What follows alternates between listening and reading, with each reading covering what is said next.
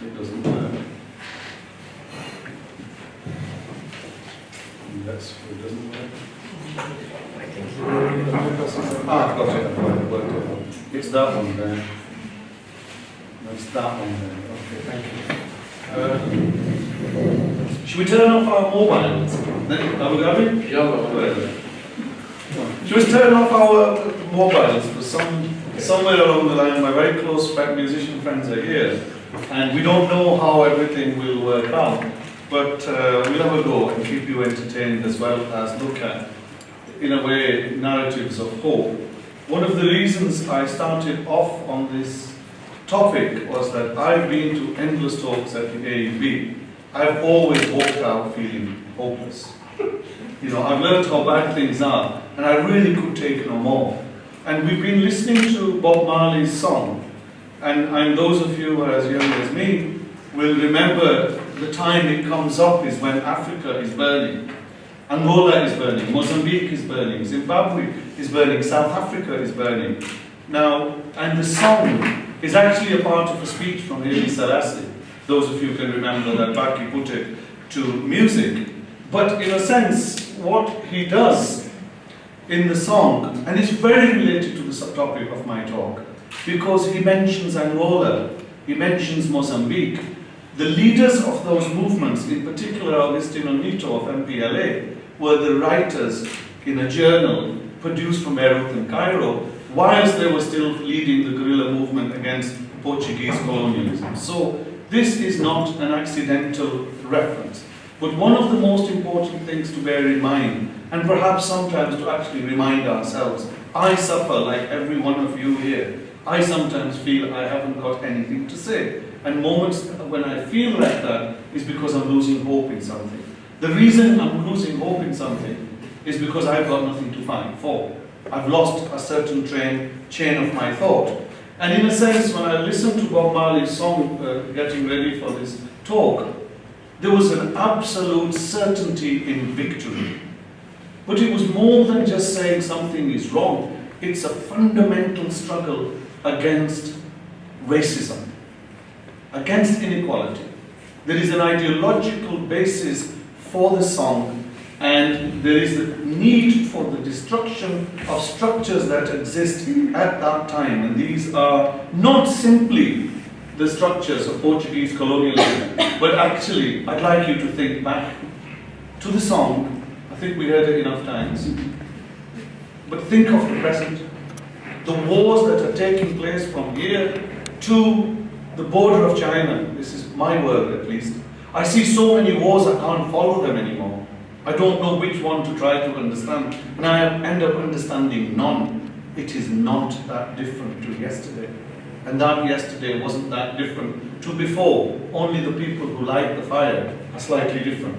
But in a sense, why hope? What do we, I mean, I had to go and search in the dictionary again for the preparation of this talk. What do we mean by hope? What do we think it means? Individually as well as in a social movement. What does it mean? Who's a student here? I know there's one at the back. What do you think hope means? Knowing that there is a solution to a problem, having faith. Okay, what else? Come on, we've got loads of teachers here. They're all my friends. Something good can come up. Something good for certainly can come up. What else? Possibility. Definitely a possibility. What else? Success. Yeah, come on. We've got loads of us. Come on. The energy will give me the energy can mean the future. There's a future to aim for sure. But this is what the dictionary said, in a way. And our, so, you know, as individuals or social movements, there's something fundamentally connecting all these. If we don't have an aspiration to get somewhere, if we don't desire something, we have no wish, no expectation, no aim, but most importantly, dream. Why a dream? Who was it? Was it Martin Luther King who said this? I don't think he did he? He can't say, I have a nightmare. He lived in one. He has a dream. And the dream will reoccur as a symbol of hope for my friends over here, for my friend over there, and in many of the points. The reason we have to have a dream, in a sense, is that we can't have resistance without a hope. There's no point resisting if you say to yourself we're going to end up being defeated, because you can still fight with the knowledge that you will be defeated, but we are only a passing fragment of time. Somebody else can lead us to victory. So I'll stop on my pre-introduction. This is how I'm going to talk through the remainder of the time. I'll give you a very brief history of the Afro-Asian Writers Association, the vision that they had. And I'm going to concentrate on the first 2 editions particularly. These were their formative editions. What was the content about? Why was it produced, particularly in Beirut, in the later day? Significance. The themes that resonate, you should be able to see them resonating all the way through. In a sense, 10 years or so after the ending of the Second World War, we're in barbarism and brutal territory, especially if you look at my parts of the world of South Asia. The carnage of the partition of the subcontinent, to name just one minor instance of that time. So round about this thing coming out of the Bandung meetings, a number of processes were developing. People in our parts of the world, we were tired of having to go through white Europe or its definition of us, and loads of people met. The Bandung movement was around this time. What was the other one? The non-aligned movement that arises out of it. There was the Afro-Asian women's movement developed out of it. But I don't know what happened to that. I'm still trying to locate some of the literature from that movement. The Afro-Asian writers met, and they were in their hundreds. I wish I could show you the clip. And these were our best minds of the last century. They met in Tashkent and formed an organization called the Afro-Asian Writers Association. I'll move to this humble country of yours. Around about 1968, the very first edition of what later became the Afro-Asian Writers Association, Lotus, I'll come on to that in a minute, was produced, and I'm going to show you some examples of it. In the first instance, they called themselves the Afro-Asian Writings. How ridiculous. We are so huge in number, yet we don't even have journals. That at that time, we simply had to call it Writings by Afro-Asian Writers. Not communist writers, not revolutionary writers. But this was also a remarkable moment that these people, this for us is not the Middle East, it's West Asia. Right from here to the length and breadth, round into Southeast Asia, into Central Asia, into Africa. This huge world of ours. Yet we have no way of sharing our common experiences. I'm going to talk of that in a minute. By the production of this journal, or this literary movement, what can people living in the other end of Punjab who've hardly ever seen anything share with the southern tip of Africa? If they can't share anything else, they can share a poem. It doesn't have to make sense. They can share a story. It doesn't have to have an ending, because they all share a commonality of human existence. But what's the point of human existence if you don't have a series of ideological positions that tie you all together, but they didn't talk the same language? How on earth are these vast hundreds of millions of people, and this movement would go on to affect tens of millions? That is not an exaggeration when you bring South Asia into it. Just some of these people who's, became very major literary, political figures in their own right. So around about 1970, the Afro-Asian Writers changes to Lotus. Yusuf al-Sabai, the first editor, is assassinated. I'm not going to go into what I regard some of the negative aspects of these writers, not today anyway. I'm simply going to look at the first revolutionary vision. And the reason for that is that I think the talk will get too complicated. After his assassination, Faiz Ahmed Faiz, who is from Pakistan, he becomes the editor, though in the literature I've seen, they say that he edited it until 1985, but he actually died a year before. And I think they did that in his honor, and the English ones have slightly different things. When PLO leave here in 1982, the journal moves briefly to Tunis. And just today, actually, or was it yesterday, Mahar? Was it yesterday morning? Was it yesterday morning? We found out that the last editor is still alive. He now, I think, leads the learning. That for us, searching for Lotus in Beirut is becoming an incredible story of romance in itself. That we found out he was alive, he was appointed by Yasser Arafat, and I wrote to him out of the blue, but not out of the blue, I'm lying. I actually got, you know how we do it, we've got friends and friends and friends, and you know, from Pakistan to Ramallah, it's not really that far. So we managed to find a few friends to phone him up. And he replied, a very beautiful reply. And we're going to bring him over to Beirut to really talk to us from the horse's mouth and what happens. So in a sense, somewhere along the line, I don't know when it ends. I think it's 89. So I started off that as I go through all this, to actually ask you, Neil, is that you? Okay. Yeah. I asked you to really think about, this is written in 1968, Neil. Shall I read? Okay. So this is from the first editorial by Yusuf Zabai. Today there are clear indications that the imperialist system, with its allies and its agents, is desperately clinging to whatever strongholds it still remain, and is vainly trying to recuperate whatever it has already lost.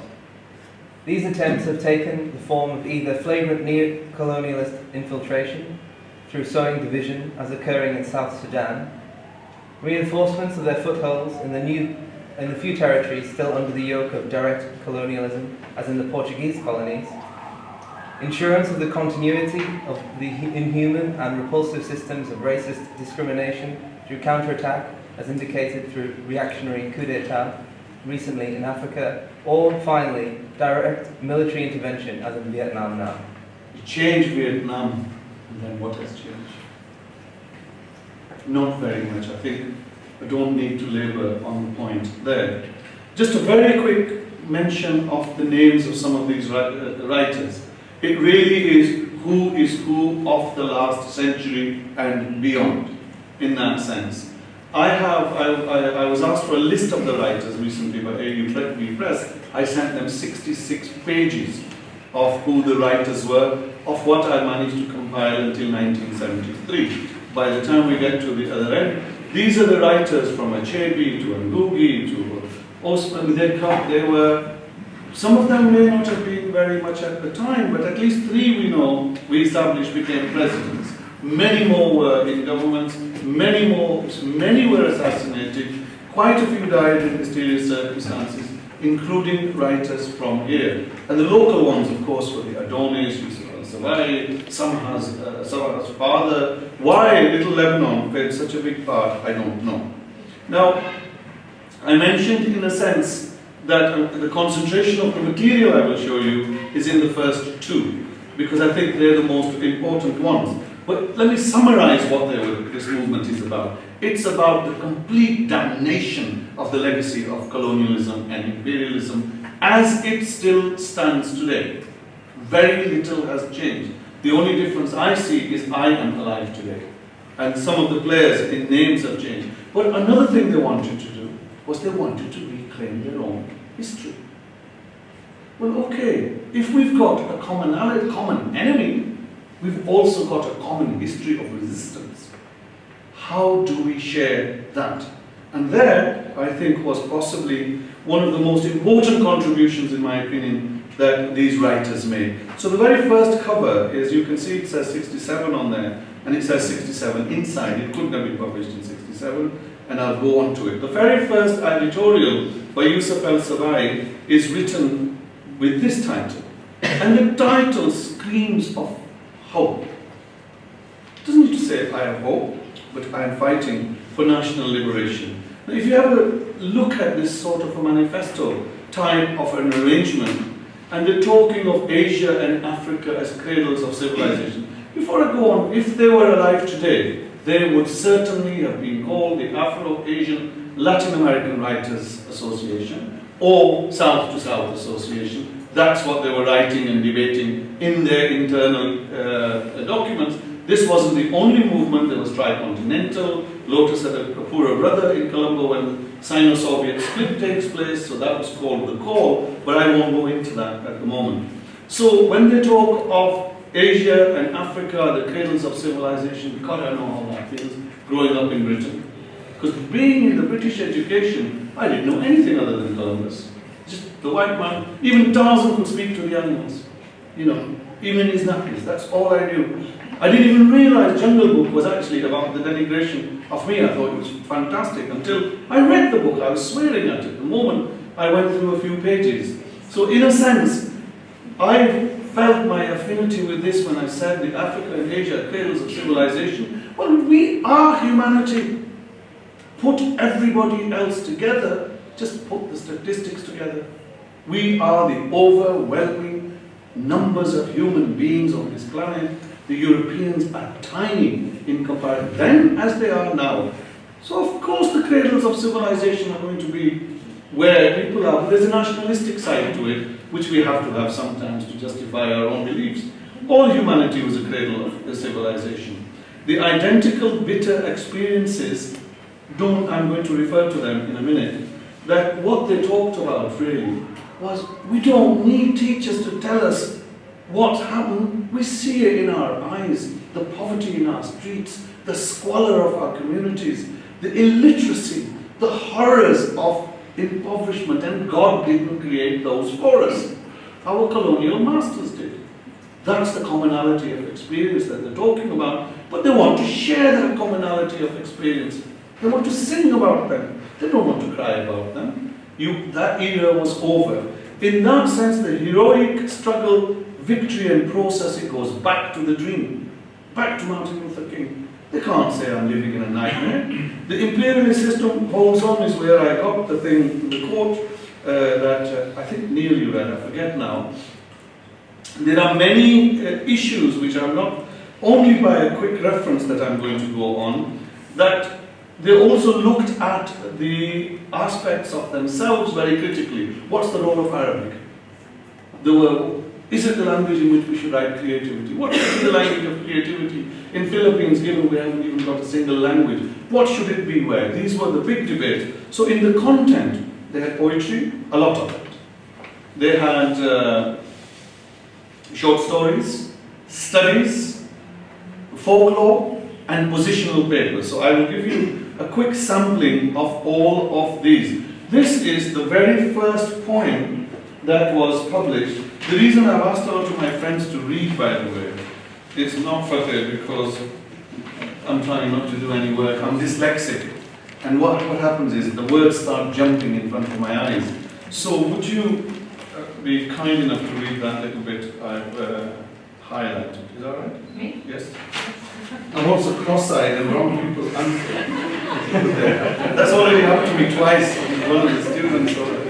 So, and I'll tell you a little story about this in a minute, okay? Immaculate bleachers will ring the bell. Banquets and So let me explain. It's from here, I point with my mouse, can't I? It's from here. There, yeah? Immaculate bleachers will ring the bell. Banquets of black entrails of the black. Armor of parchment of wax. Fragile and fugitive from facing the burning stone, will be shattered like the spider web. In the fog of season's end. The night is yesterday. Tomorrow the break of a new day. Notwithstanding again the horrors of Africa, notwithstanding what these people lived through, and there's a line in there that's remarkable. In the fog of season's end. You heard of Alex Lagama, the writer? Alex Lagama took the title of his novel from this poem, that he's a giant of the South African writers. In a sense, there's another thing going on here. We get used to the illustrations of high technology. See those illustrations going on? I think this was probably one of the first times that these illustrations take place of that manner. And they are an amazing, I think that's Besisi, and I've been looking for her. I think she became the big capitalist venturer when she started running something in Egypt.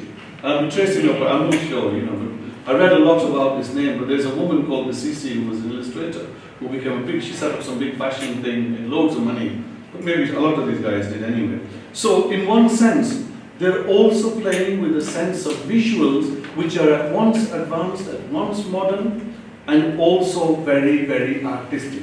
So we have some of the best poets in the world, some of the best novelists in the world, the best thinkers in the world, and also the best visual artists. And here again, I think this is owned by BCC. Yes, it is. It's owned by BCC. So here, I'm going to refer you to another thing. Because these poems were written in languages as far apart and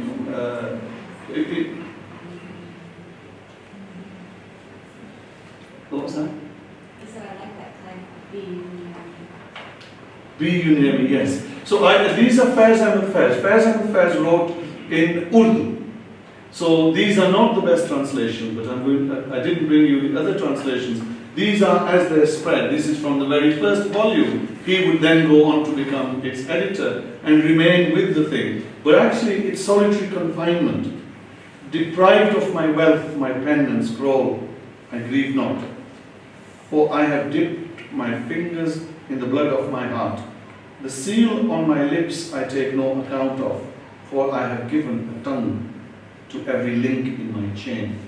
It resonates with what Malak Haddad does right at the beginning of the picture I showed you of Malak Haddad's poem, which is going to be rendered into music in a minute. There is no basis, even in jail, even in any form of thing. We can always find a way of communication. And there is Malak Haddad poem. And you can see, in a way, how there is no question of pessimism in any of this, and it doesn't really matter. It goes back to Abu Ghabi. It goes back to the question of what you call it, back to the desire, in a sense, to try to change. Now, my good friends, you told me something today, and That maybe I'm getting old. you're getting too old to remember. Amani's name means hope, she said to me today. This whole thing's about me. Of course it is. There you go. How could it not be, yeah? And Abu Ghabi, to my left, that young slim gentleman there, he comes to he came to my house to teach me Arabic, and I'm supposed to teach him English. And as a consequence, I'm many bottles of wine down, very happy for it, because he helps me make it as well. The last one was just and but my Arabic didn't improve very well. But I learned how to sing and play music with some very talented musician. Mohannad, we met on that beautiful Japanese flute. It was a fabulous fusion of his oud with an equally incredibly talented flute player. And what's the name of the woman who played the drum? April. She had a beautiful evening. So, what we're going to do, I'm going to show you now. I haven't shown you much on how the thing was laid out. Okay, so it was produced in English, French, and Arabic, and they tried to keep very close to the physical layout of the structure. So we're not going to translate the poem for you. Instead, I'm going to put the poem on here. Is it easily legible? Or relatively legible, or should we have to get somebody to read one?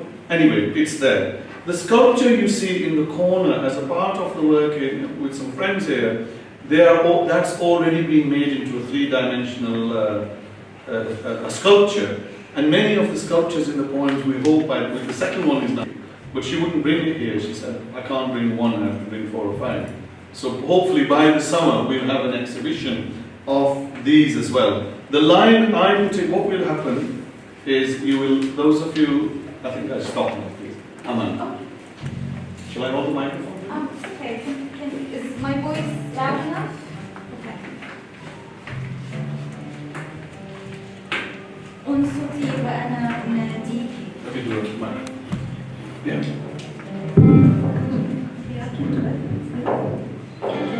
أنصتي وأنا أناديك من فوق أغاني الأحراش المحطومة.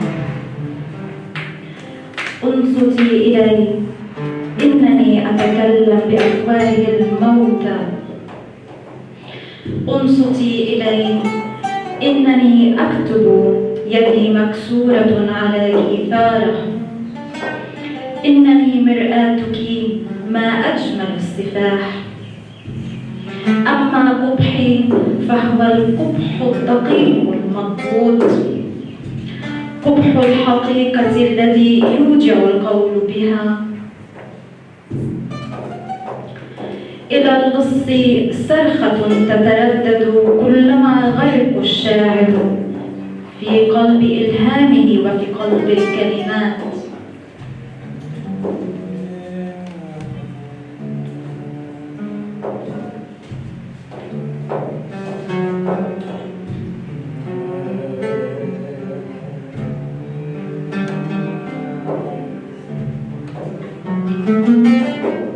أما أنا فالكلمات التي أكتبها حسابات وأرقام. لقد قتل ذلك العدد من الجزائريين.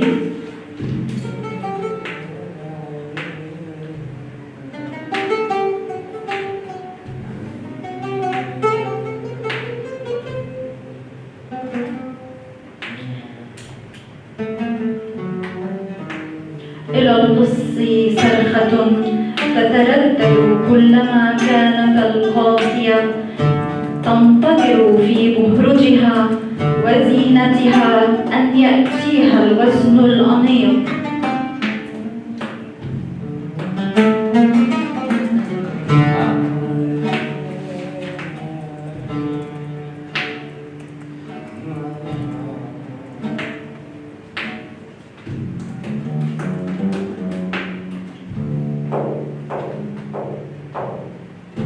أما أنا فأعرف الحب من خلال التليفون والحمام.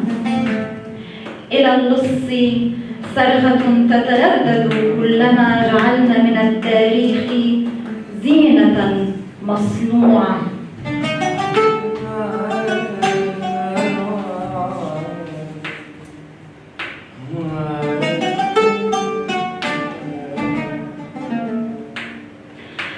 وخطبنا ود الكلمات ونظرنا إلى أنفسنا في المرآة لكي نكتب قصيدة. القوخ والقلب إن فيلا سيسيني على جبال الجزائر هي قصر حبي. حقيقتي كلها حلم لا عداد له.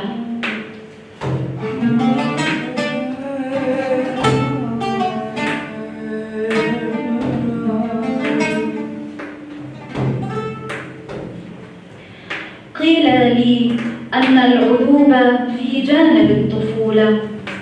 أما أنا فقد أحصيت الأحياء والأموات والباقين على قيد الحياة.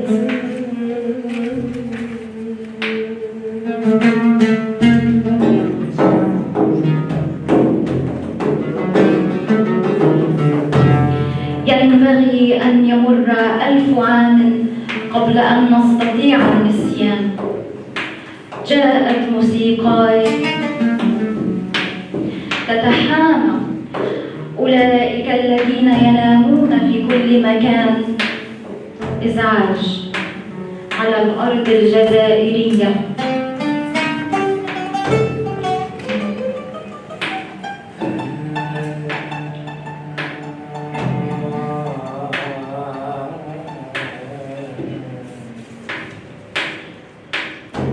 انصتي انصتي وأنا أناديك. تذكري عندما كنت أجر جثتي في المنفى، عندما كانت عيناي تراك دون أن تلتقي بعيناك.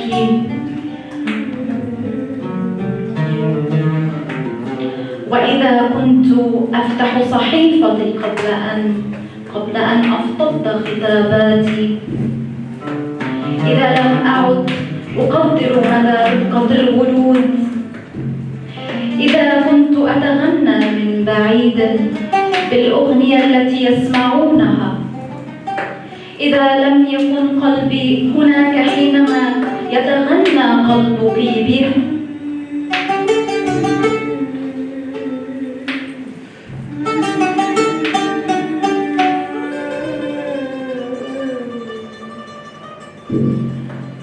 انصتي انصتي وأنا أناديك. وتذكري إنني قد لقيت معهم موتي.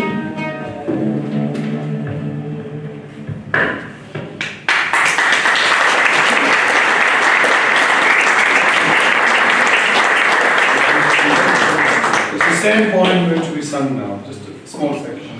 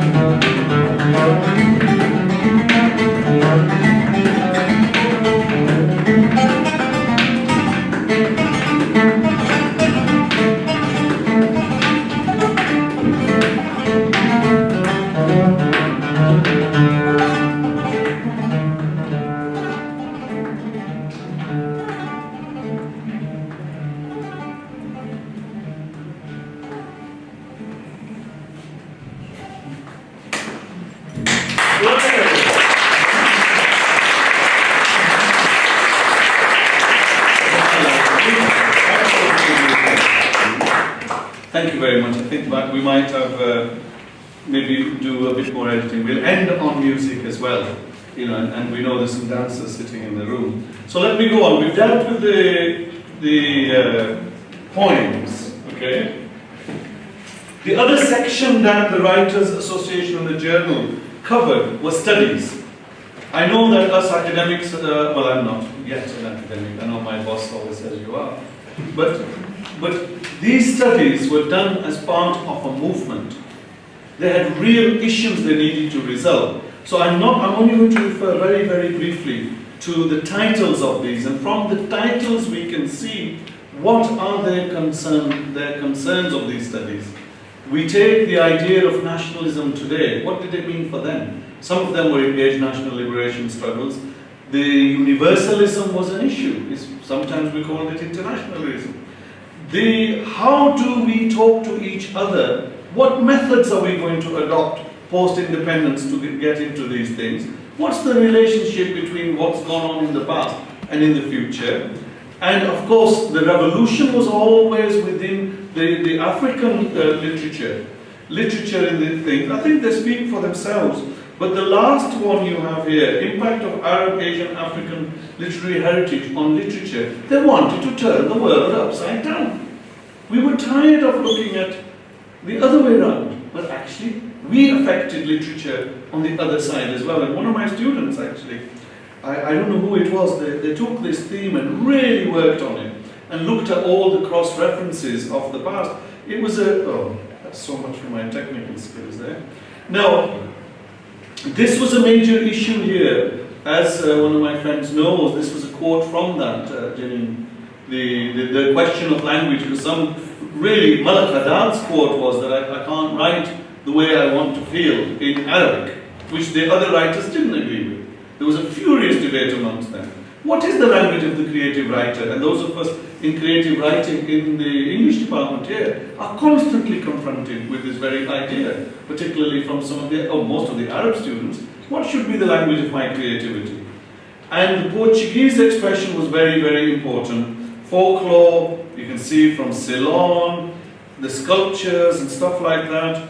These were for their times, and lots of them. Now here, it's just one, the poem on the left-hand side, I think by the art it looks like it's Bicisi again. I think that's Adonis, but I'm not going to go into it. It's still in the very first edition. The quote that you have here of literature is why I've really chosen to show you that thing.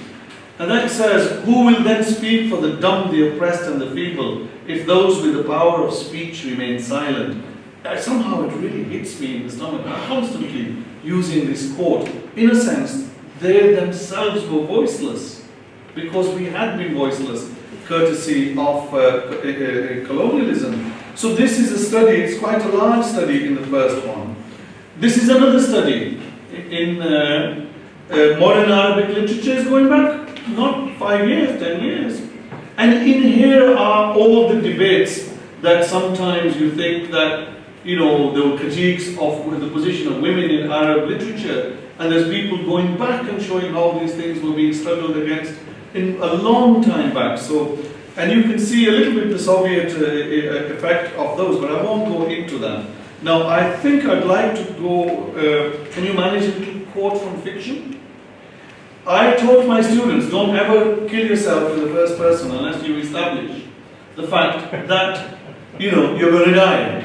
Because sometimes, you know, students, if you know, they end up writing, I fell out of the window and went splat. Well, how on earth did the story get to the end then? Of course, when we read the first person narrative, we know, as a general rule, the writer is either alive or to tell us somewhere along the line by the time he finishes, I'm dead. Well, they broke these rules.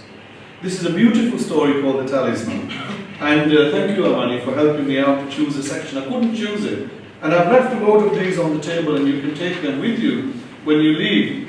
And I've left a great quote out here, you know.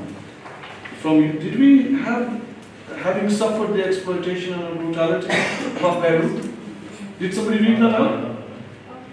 No, I've got that. Did I read you this out about the declaration? I read it, I missed it somewhere. In the meeting that takes place in Lebanon in 1967, if I'm not mistaken, it's at Jumblak's house.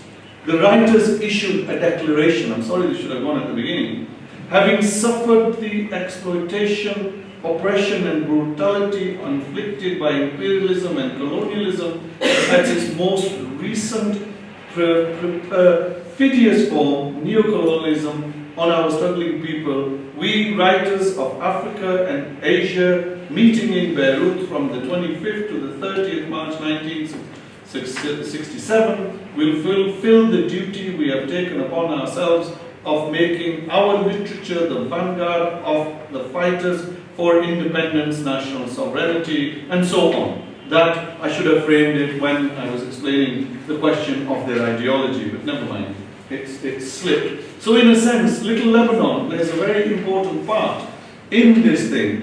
And as a part of this, so this was a story of the wind coming back. When I first read it, I couldn't work it out. You know, somebody's flying over the mountains. It's an Algerian story, you know, flying over the mountain. What on earth is going on? But I realized as I read more and more of the story that just like the poem that you heard, death doesn't stop us. We can still talk to you. And so the writers of this caliber wrote a story of where the spirit that's telling us the story in the form of a wind goes back to the place of his execution. Oh, you've got it in yourself. Sorry. It's the last page, which is page 33. It begins, I no longer need. And that's all we'll do from fiction. Then I'm going to round it up very quickly. You've been hearing my voice for a long time. And we'll do that. So it's the last page, I no longer need. Yeah, if you want to follow it. Has everybody got a copy they can read? Take it. You just share it. Sorry, I'm making a problem. Okay, please, yeah. I no longer need a house for shelter, nor a hearth for warmth, fruits of the earth for survival. I dwell in the air and the light that shines forever. Who will still climb the path that twists its way up from the bottom of the valley? Who will look for his dwelling and rebuild its walls? Who will rekindle the fire? Who will go again to the fields and once more reclaim the soil from the rocky ground with the dwarf pond? And who, when night comes, will stretch himself on his floor-level couch and know the same feeling of solitude as on the high seas?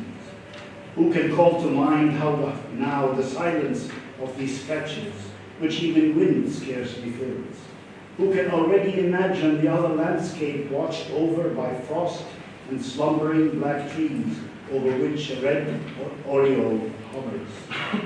The oriole, like a precious stone that rests, draws in its rays, and the deeper brightness shines forth among those darkened mountains. I will keep watch.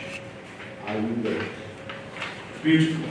Thank you. It's absolutely beautiful. The way that the story takes you over. I mean, it hit me in the gut really when I realized that it was the person telling the story from the point of view of the wind, or whatever, it doesn't matter now. So move on now from fiction, really into, very, very quickly now, into the questions of ideology relating to literature and art. And that's going to be the topic of the next talk on the 2nd of December here.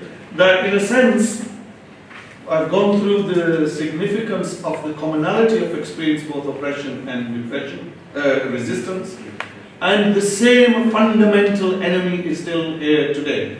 Whether it be in Syria, in Waziristan, in Pakistan, in Kashmir, there is a relationship between all these struggles and the political needs, if you like, of other external affairs. But we can do another thing. The one struggle that has not been defeated from the objectives that the writers were confronted with is Israel, particularly Zionism.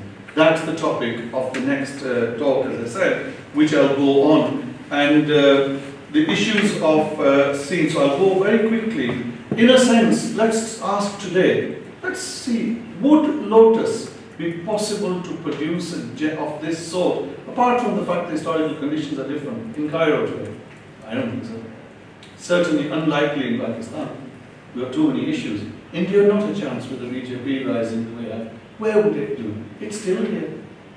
Because for all the mess and chaos and confusion, that's probably why you had the proverb. Is it Beirut writes and Cairo reads, or is it the other way around? The Arabic proverb. Sorry? Is that what it is? Well, anyway, I'm on the right. I'm on the sixth. Sorry? Iraq reads. Oh, Iraq reads. Well, we've done a good job there, haven't we? Okay, now let me last 2 points. I started on Africa, I started on war, and I'll try to finish on the same position.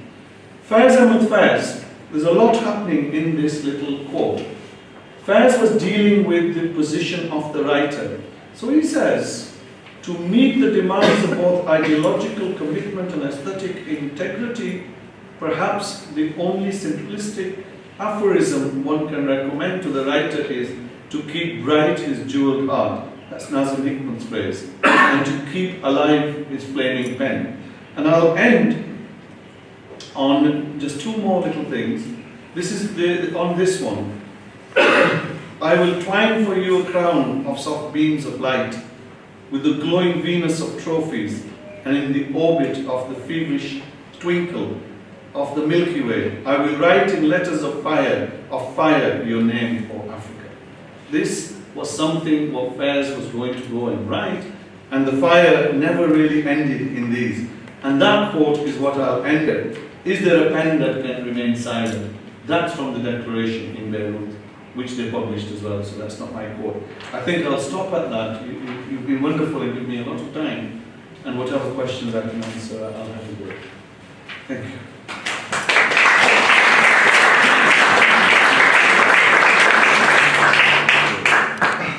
As you're all mates, you can say what you like.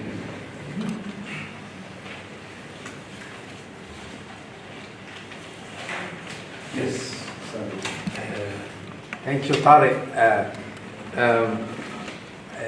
It surprised me that the time of Lotus, it was this time of slaughtering of imperialism, but also slaughters of the dictatorship in the area where, including Tunisia, Egypt. I just noticed, for instance, the name of Yusuf Isbai, which is very known, his supporter to Sadat, including, by the way, his visit to Jerusalem and things like that. So, so is it the issue of democracy was completely outside of the domain of reflection of Lotus? No, I think what happens is the change. I think that Yusuf al-Sabai in 68, and before he's assassinated, he was assassinated, I think, in Cyprus. It wasn't a 78, something like that. Yeah, it wasn't a fanatical Palestinian sect. It was an organization I highly respect. But I think that the question you're asking is that these processes changed. Come in, Mansour. These processes changed, and I don't think that they were forgiving the dictatorships. They came later on. A lot of these were opportunists as well. And political positions change. They're not cast in stone, and people change. As I said, I wasn't born to go on the critical side. That will come in one of the sessions. They are not beyond reproach, is all I can say to you. Do you happen to know what year this Malik Haddad poem was written that you have up on the screen behind you? It's in the 70s. The reason I asked is because immediately above in 1973, Victor Parra, the Chilean who is very close to Salvador Allende, who was sort of the Woody Guthrie of Chile, was arrested in the stadium in Chile, and he was tortured. His hands were broken and chopped up, and then they took him off and killed him. But they showed him his hands to all of the prisoners in the stadium.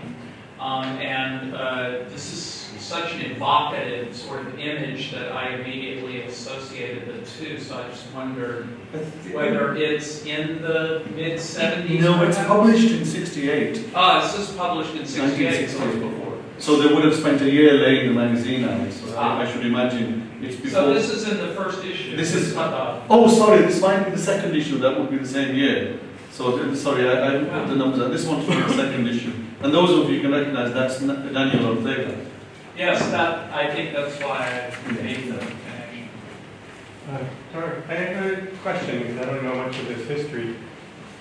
Could you comment on whether there was a conflict between the ideological developments and or creating a restriction on the creative writers who are trying to explore issues that may have conflicted? Were there any ideological restrictions? Firstly, these were a bunch of writers which would primarily be socialists. So there would be Soviet Union pro-Soviet socialists. Mm-hmm. Having said that, there were non-socialists who they published as well, not that many. But I think that they did have arguments with some of the writers for taking certain types of lines. I look into that. I haven't yet got my head round to that position. But their conditions were really very basic. They wanted to say that Africa has dignity, that Asia has dignity. In a way, we have to take ourselves back to pre-ending of British colonialism and the French and so on, and that brutality, because that history doesn't exist for them. So maybe an issue is much simpler for them. So there's colonialism and imperialism. It is, but even within that, they were really conscious of trying to craft an art of what they were saying. So they weren't simply, but they went for some time, is it the exigencies of the political situation? Mm-hmm. Maybe they did that sometimes, but I should imagine, would they write about religion? I think Dahlia once made a really good point, was on the reflection of religion in the writings, which were predominantly atheist, but almost every single one of them were referring to God somewhere along the line. Going back to your question about whether such an effort would be possible today, for example, I'll say there are two things to think about.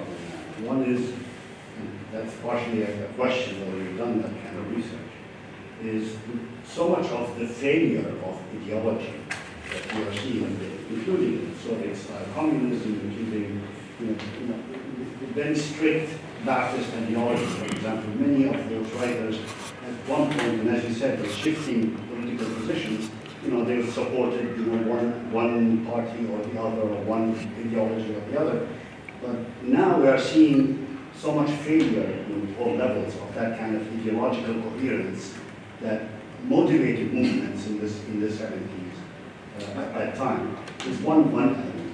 Another element, or another question about whether such an effort can exist, is the presence of the internet today, and whether, for example, I think about the effort like Jadariya, where you have poetry and you have analysis and you have political writings and you have this kind of eclectic approach to looking at the issues, whether the internet could be the space for this kind of cross-continental effort of common language and shared hope. I think on the first point, actually, we've been defeated. The idea of socialism got defeated. It's not these writers. In the defeat of socialism, i.e. we can build a better world and own the means to production, then everything else got defeated with it.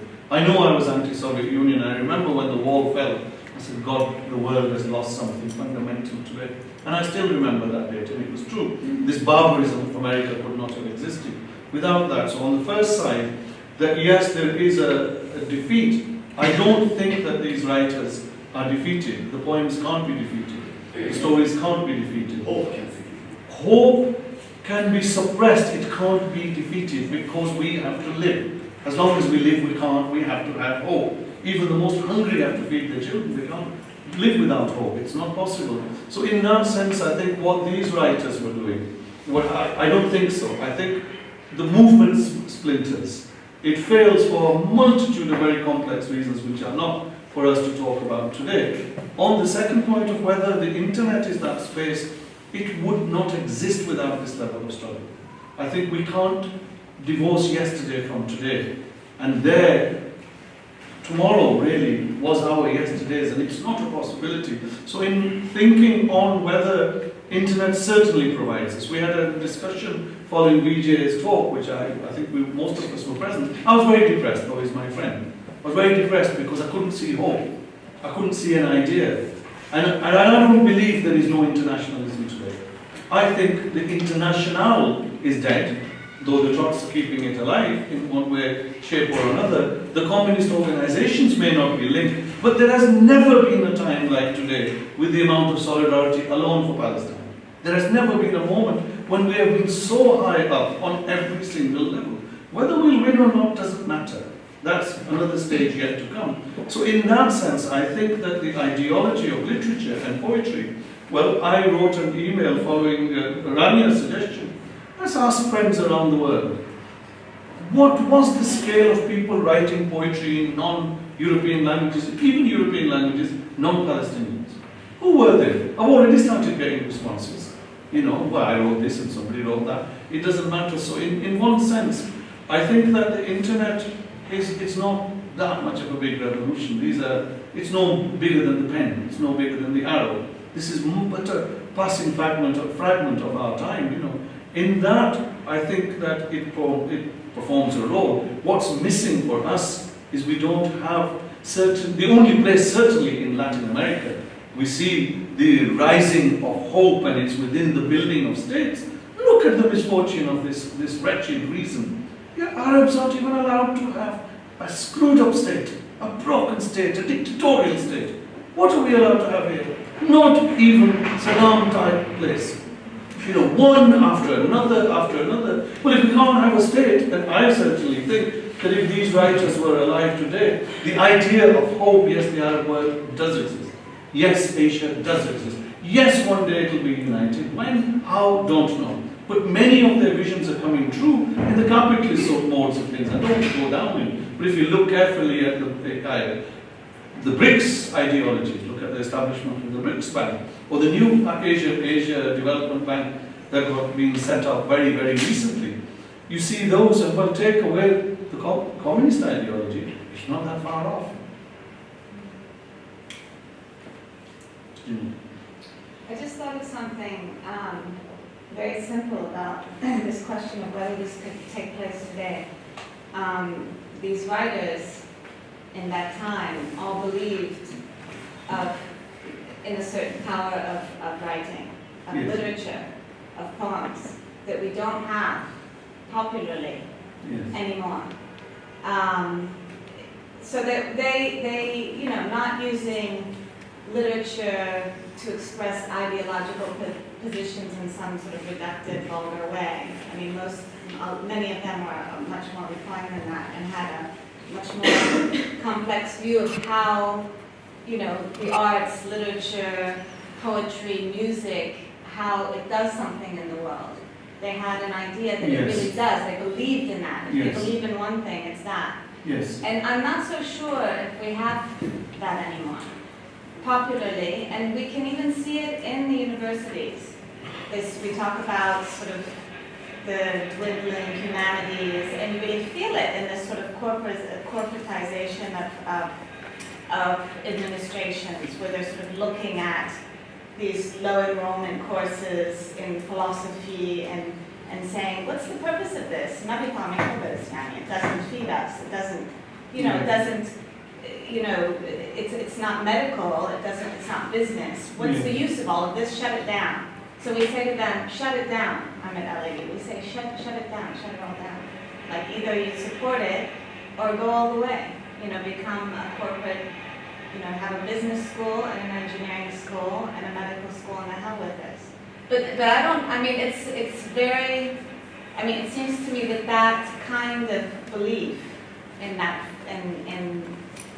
in some sort of connection with, or some way in which it affects, moves the world and moves real things. I think it's true. And history doesn't exist anymore. I think what's progressive, Janine, has changed meaning. You know, what's anti-imperialist has changed meaning. I was reading a poem from, have you got that? The poem from the Taliban. I know it sounds ridiculous, me reading poems from the Taliban. Do you still not have it? I read a book on the poetry of the Taliban. I won't remember, I know it's that, but really, this poem was fantastic. It says, you know where Bagram is? The airport, the big American airport place. Yeah? The prison, absolutely. He says something like this. On our Eid, Our Eid is in the dark. Your Christmas is lit up in Bahrain. Oh, there's something, and anyway, you've got the image. Beyond that, it goes on something about darkness all around. So really, you know, there are people who struggle in different ways, shapes and forms. And I don't know, my answer to it, I think what's progressive change has changed medium. I feel a great loss. That I asked Mansour sitting quietly at the back. He's a conspirator in much crimes that he has had me indulging in the Mesian. Yes, Mansour? And Mesian's a little hole in Hamra. And I asked him to find me a progressive local poet.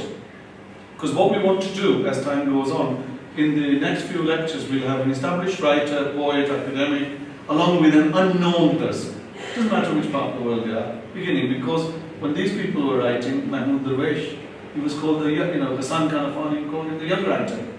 And if it wasn't for the popular folk singers of Egypt, maybe nobody'd hear about them in the world, So we want to do something of that and give the choice. So I said to Mansour, what was your answer? There's almost none. It was almost none, and then you spent a few days searching. Yeah, which is a sad state of play, really. That, right? I mean, I bought some of the books in Amra, and I asked friends to translate them for me, and they were hopeless, really, the local poets. But, Coco. Follow up on Janine's comment and your answer. What do you see as part of this project doing to get us beyond nostalgia? Yes, that's a really good point. I think Kokab is the librarian, the archivist, for those who don't know. And I think, apart from building at least the material over here, we've certainly, the talks that we're going to be doing, at the beginning we're going to have at least one book published. I've raised a publication with the AUB Press of the same program, Dalia, which you helped us to write. And we produced loads of books based on this literature, on its relevance today. And Claire, are you here? There you are, Claire. I think you said, how long will it take? And I said, 25 years. Was that right? We've got a long-term project developing. But I think that, when an idea this is the era of the battle of ideas. It doesn't matter we're sitting in a small room. We can have an effect on the world. How we do it, I don't know. Should we do it through academic journals? I don't know. Going back to Fateh's question, when I came to Beirut, actually, I came in search of the opportunity, apart from the job. I wanted to revive Lotus because I was really pissed off with some of my friends in England who said Faiz Ahmed Faiz was against extremism. And Faiz Ahmed, i.e. Anti-Islamic type of stuff, he wasn't much of a believer, that wasn't the issue. But I didn't believe that he would be condemning those who fight the big enemies of imperialism. Also, he's an industry now. Absolute huge industry, making money and books and all sorts of stuff. And I wanted to reclaim the revolutionary history out, notwithstanding the fact of what Yusuf al-Sabai becomes. It's what he was that I was interested in. Everybody can become somebody else, but at least he was something before he became that. That was my interest. And maybe, Coco, what we can do is to work something, produce something tangible. And I think we will in due time. Sort of also a follow-up question. I'm trying to think about what you said, that they were debating this question of tradition and innovation a lot at Lotus. And it seems to me that the art form is something that is very culturally specific. I don't deal with art, but just from my layman kind of knowledge, there's a specificity to poetry, Arabic poetry. It has a generic form, and it has a style of its own. And the style, at least that I'm familiar with, that I know, and it goes all the way back, pre-Islamically, is the style of lament. Yeah. And I hear that in Abu Dhabi singing. Yeah. I hear lament, I hear just in the intonality of it. The type of poetry or words that we have that have the kind of hope that you began talking about are nationalistic. Watani Habib, it's very triumphalist and nationalistic. It's a type of tenor that we need to nowadays pull away from. So how does one reconcile this desire to bring about an active, agentive form of hope, and perhaps a cultural art tradition that maybe doesn't do that. I mean, I don't know, maybe the artists in the room can comment on that, but it seems to me that we tend to emphasize this trope of loss. Yes, I think that's a really good point. Sorry. No, I was just going to say, hope there is yearning, hope is longing, more than triumphalism. Sometimes, actually, yes, there is a sad part to triumphalism, but really, the slogans that came out of Egypt by the demonstrations were poetry. Yeah. The slogans across in movements were poetry. But really, perhaps it's a question of what poetry is. Or what art. What art is as well, but what is revolutionary poetry and what is poetry? Maybe I've always tried to explain it. It's like painting pictures with emotions on a bed of words. And those words really should speak to the future. Now, how do we do that? It doesn't matter. Sometimes things come on in a different way, shape, and form. But the issue you started off with about innovation and tradition, they were really fighting it as we are fighting it today. Only the words and their meaning slightly changes. So where is it? I think people are writing this. In fact, I've already started using Facebook and I'm getting quite ferocious with it. And in a little bit of a village, somebody recorded something. And this man, in my language, and I can't remember the words, he said, I dreamt, he said, I've never been in love, but I dreamt I saw beloved. It was a bit of a cliche of a woman wearing a hijab. And then he said, I saw in your trembling eyes. I don't know what the next line was, but he didn't need to say anything else. Then I woke up and went out, and the wind said to me, so you met me. You know, something in that level, and I thought it was beautiful. The construction of this thing was absolutely beautiful because it doesn't have to preach, and not all the poems they put in here are preaching. I mean, I just picked those first two editions, but they weren't, I mean, send me not to paradise, Almighty, for paradise has walls. In a way, that's one of the poems I always remember. I think it's Egyptian or Iraqi. And one more thing about the tradition that you raised, in the one we did together on the poetry of resistance. What was Takriti's name? We had his poem. What was his name? He broke the tradition of Arabic poetry. The one we did in... no, it was a... You read the Ajam Africa. You read the poem? That was Fez. No, that was Fez. There was another one. Anyway, I've forgotten that. I'm sorry. The name's gone out of my head. Abu Ghabi Sanya as well. Khalil Hawa is Lebanese. No, he's Takriti. Anyway, anyway, it doesn't matter. All right. Shall we? Anybody willing to say anything, or shall we? Yes. When we work with words, as meaning in words, we're stuck with language. Yet this South have so many different languages. Doesn't it not suggest that a nonverbal expression is at least compatible or should be augmenting? It is, but not when it's very difficult to discuss ideology non-verbally. You know, I mean, I think that's another. But it's such a big question. You know, that's why I started at the beginning. Abu Ghabi, come on, cheer us up. You know, we'll have a little cheery up rhythm. Come on, a cheer for no lament. Yeah, come on, do something. Anyway, thank you very much. We'll finish on this and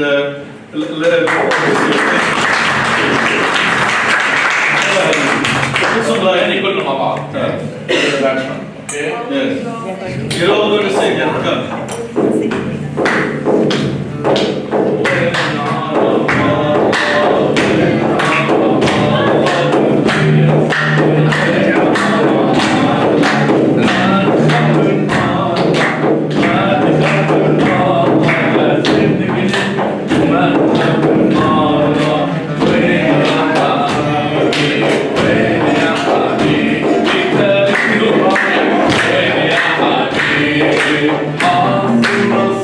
All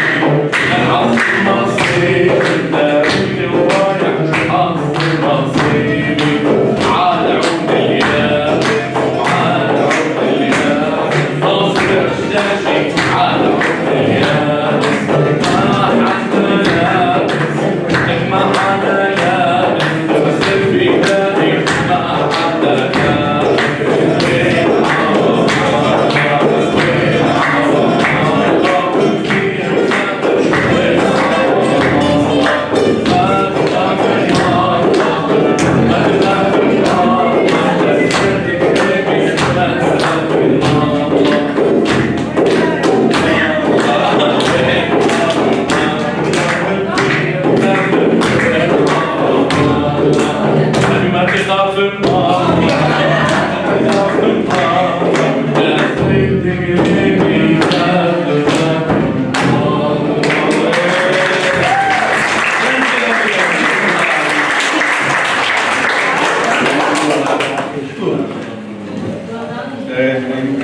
We've done a show for you.